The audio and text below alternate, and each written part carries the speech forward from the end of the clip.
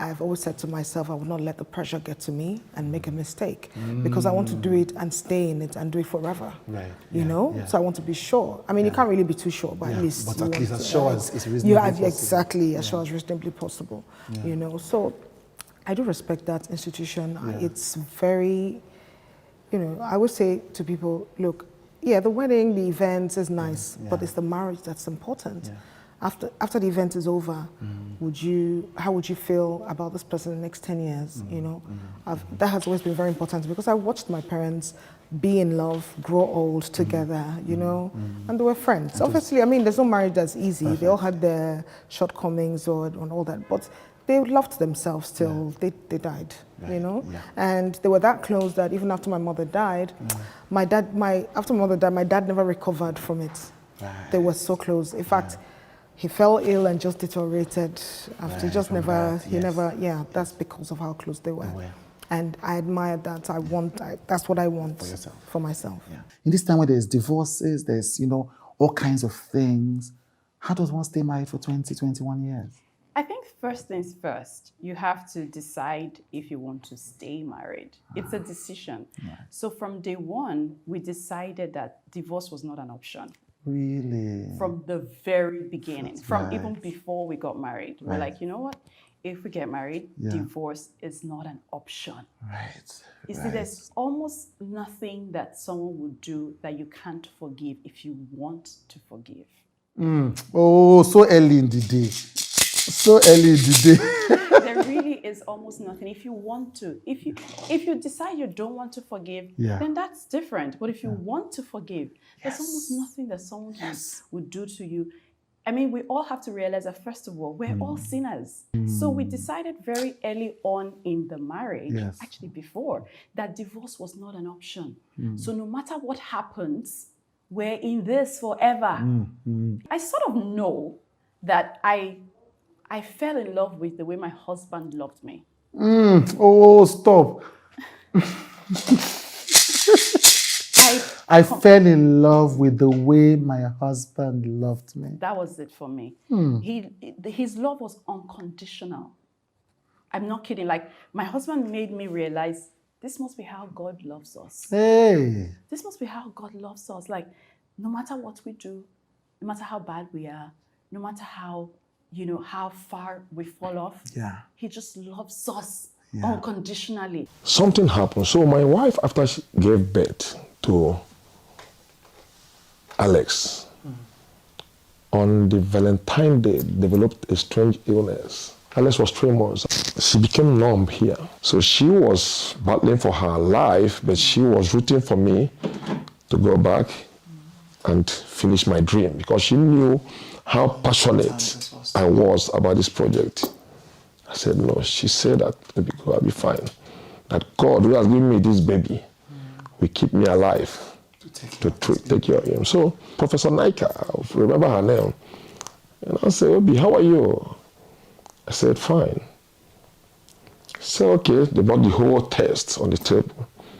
So I like you, you're courageous, but I'll tell you, your wife will not die. This is her exact word. She will not die, but I'm sorry, she won't be able to walk again, and she won't be able to give birth again. So imagine. So I looked at them, tears. My wife held me, said, don't worry, don't mind, then let's go. So I weighed her out. That night I cried throughout the night, and she said, Obi, I will walk on my feet again, and we treat this baby. So she kept encouraging me to go and finish this project, go and finish this project, go and finish this project. In the middle of her sickness. I'm telling you. And you wake up in the night, you see her praying, God, I will not die, but I will live to fulfill your destiny for me in this life. She was really the force behind, and because left to me, I would have run to South Africa. I mean, so eventually, she proved everyone wrong.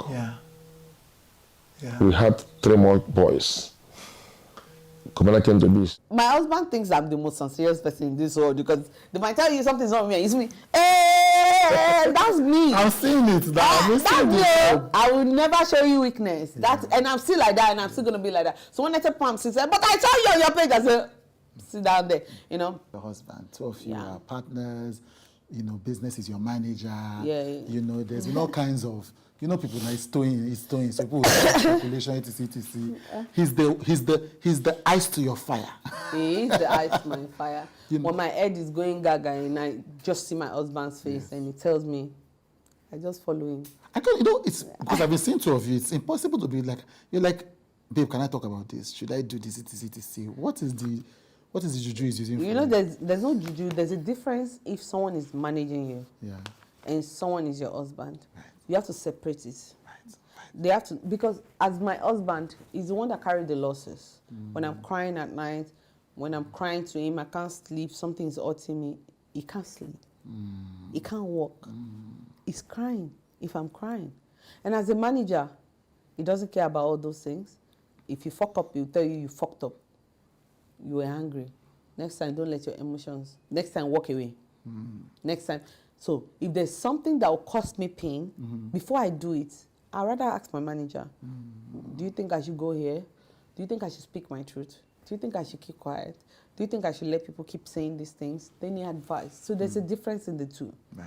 You have to understand, when you're working with someone, you're working with the person. If you can separate your personal life, that's the mistake most people do. Even we still fight sometimes, and I'll say, if you're not my husband before, now, if you take me photo shoot, you give me my picture quickly. Now, because I'm your wife, you'll be dragging, you'll be putting customers first because of, and it's true. You know, there's a business we have to run. We have to put our clients before us, and they have to come first. So it always happens like that. It's not like I need his validation. It's just that we're working. Right. And every time on set, and they see my husband around, at times people forget he's working with me. We work together, and they look at our husband is always here. No, he's also working. He's working with me. He's looking out for me. If we're on this set, if there's something wrong with me right now, he will tell you to cut. Yes, I mean, we couldn't even recognize that it was your husband because he was just focused on the work since he got here. Yeah. Like, he was just... You go behind your camera, check the lens, check it, work. Because that's what he does. Yes, he was directing the shoot at some point. He's into production, and he'll tell me time, get ready, let's go, let's do this, let's do that. So it's basically family work and all that together. Yeah, it's amazing. You feel like you hit the jackpot, didn't you? I actually did hit the jackpot. You know, I think God just wanted to bring us together. A lot of people don't really understand it. We worked together for about 2-3 years before we even had anything to do with each other, and you know. Yeah. And it just happened. We had gone through certain other challenges before that. And here we were again. This time, one person could die. And all the dreams and aspirations and future that we've built in our heads could probably just go away. And this woman would wake up every morning while I was sleeping and walk the entire length of Obiwon praying. And she would walk back and still take care of me. From surgery to recovery. Pay attention to that. All this particular time, I was being very mean to her. Not because I wanted to, because I was frustrated. And she was the only person close enough to see me in the basest of states. Yeah. Basically. Yeah. Because to other people, I needed to be nice. But I was carrying my... I needed to be yourself. I needed to carry my look. Exactly. I needed to carry. Yeah. So even my mom, I was shielding my mom from certain things. Yeah. So, do you want to eat? I would force myself to eat. And here's what she told herself, that while that was going on, she told herself, she said, Nonso doesn't need a wife now. He needs a caregiver. People go through different levels of relationships. And there's a relationship where you guys are all lovey-dovey and in love with each other. And there's the level where you just know, this is my person. At that point, it's no longer about public display of affection. Like, this is my ride or die. And I think that's where we crushed over to that point. Yeah. Like, this one, it's two of us. Yes. Rough it. Before, it was theory. It was theory. Now I know that if it ever comes to laying down my life, literally, I would give it for this person. Because I've seen what she's able to do. Everything that's happened in my life. If I called her, you won't believe my first money was 5,000 naira. No, 500 naira. Right. First from acting. Yes. And each time I spoke with her, she would always, no, okay, not bad. We not get money, oh. Not bad, but can't you tell them 1,000? I love it.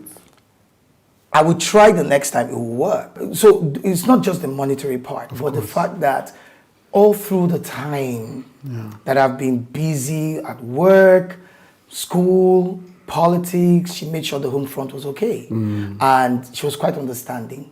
And it's not easy to find someone who's understanding. There's no way I won't talk about her. She's a gift. She's a blessing. I don't know. I don't know how I would have done it without her, honestly. I guess God just chose to give me someone who would understand what I would have to go through in the process to becoming whom He has called me to be. Because at times I don't understand how of course, she's human, sometimes she's wondering what's going on and all that, but one way or the other, God just, she has seen things, and without her love, I don't know, because when the world rejects you, or when things are not going the way you thought they would go, that you can come back home, you know that there's love waiting for you at home.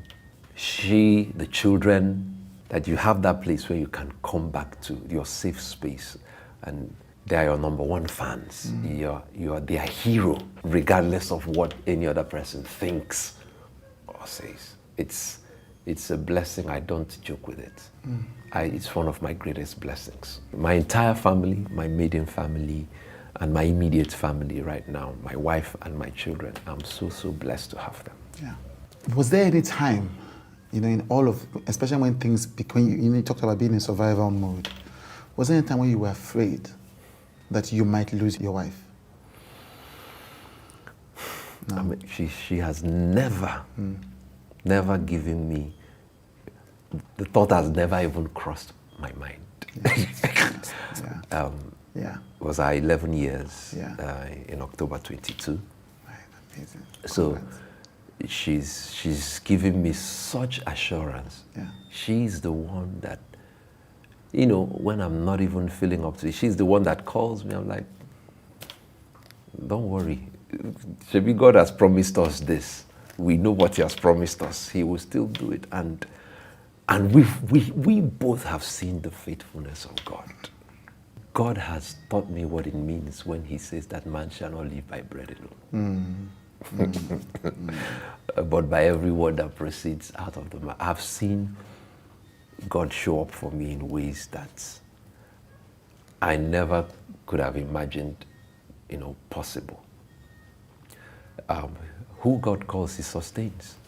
I've learnt a lot from her, and she's got this patience, this very strong way of being patient and tolerant. She'll just go through it. But I hardly see her spark or flip. In our marriage, I can count the number of times I've seen her get angry, and it doesn't last. I go back to her and say, hey, I'm sorry. And when she does things that I'm upset about, I don't shout, I don't scream. But when in the private, madam, so, no good, don't do it. Don't do it like this. She'll tell me, that thing you did, I don't like it. Don't try it. Don't do it. It's not nice. You need to do this. You need to do that. And that for me is it's wonderful when both of you can communicate. The most effective tool in any marriage is communication. Yeah. It's beautiful when you do that. Yeah. It's mostly when every problem is shared and discussed. Yeah. You can never go wrong. And then above every other thing else, be prayerful. Be very, very, very prayerful. That's not just a cliche. It's not a matter of cliche. Yeah. It's prayer. She must pray. Yeah. Because the darts are coming from everywhere. Listen, marriage is a dartboard. It's a board. And people are throwing darts at it. So it's the ability for you to be composed, take the pain, stick the pain, and come out tops. Yeah. I want to make a personal request to you. Many of you watch, like, comment, but you don't subscribe. Now, subscription matters as you subscribe and as you engage. So I am making a personal request. Don't just watch and leave. Please click the subscribe button. It matters to me.